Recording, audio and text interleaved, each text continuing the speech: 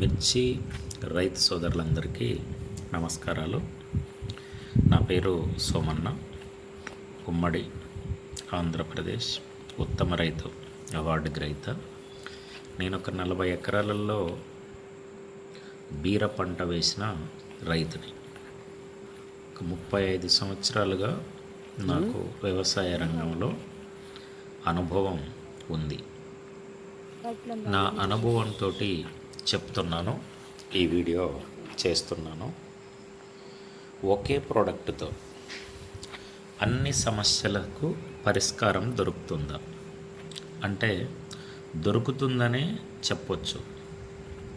ఎందుకోసం అంటే గత 9 సంవత్సరాలుగా మేము అనేక ప్రయోగాలు అనేక ఏరియాలలో తెలంగాణ, ఆంధ్ర, కర్ణాటక అన్ని మిర్చి వేస్తున్న ప్రాంతాలలో మా రీసెర్చ్, మా ప్రయోగంలో తేలింది ఏమిటి అని అంటే,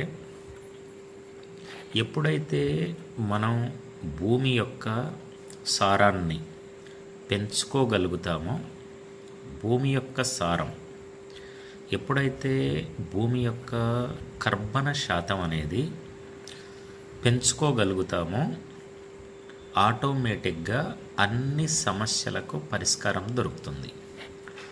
కర్బన శాతం అనేది భూమిలో పెరగటం వలన మొక్క వేరు వ్యవస్థ అనేది దృఢంగా వస్తుంది.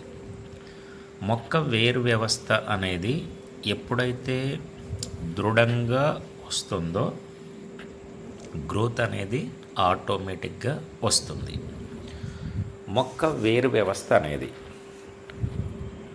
ఎప్పుడు బాగా డెవలప్ అవుతుంది అని అంటే భూమిలో కర్బన శాతం, భూమి యొక్క సాంద్రత తగ్గినప్పుడు. భూమి యొక్క సాంద్రత తగ్గాలి, భూమిలో కర్బన శాతం పెరగాలి. ఎప్పుడైతే భూమి అనుకూలంగా మారుతుందో ఆటోమేటిక్గా మొక్క ఇమ్యూనిటీ బాగా పెరుగుతుంది. ఎప్పుడైతే వేరు వ్యవస్థ నుంచోనే ఆహారం తీసుకునే విధంగా మొక్క తయారవుతుందో అప్పుడు న్యాచురల్గా మొక్క బాగా డెవలప్ అవుతుంది.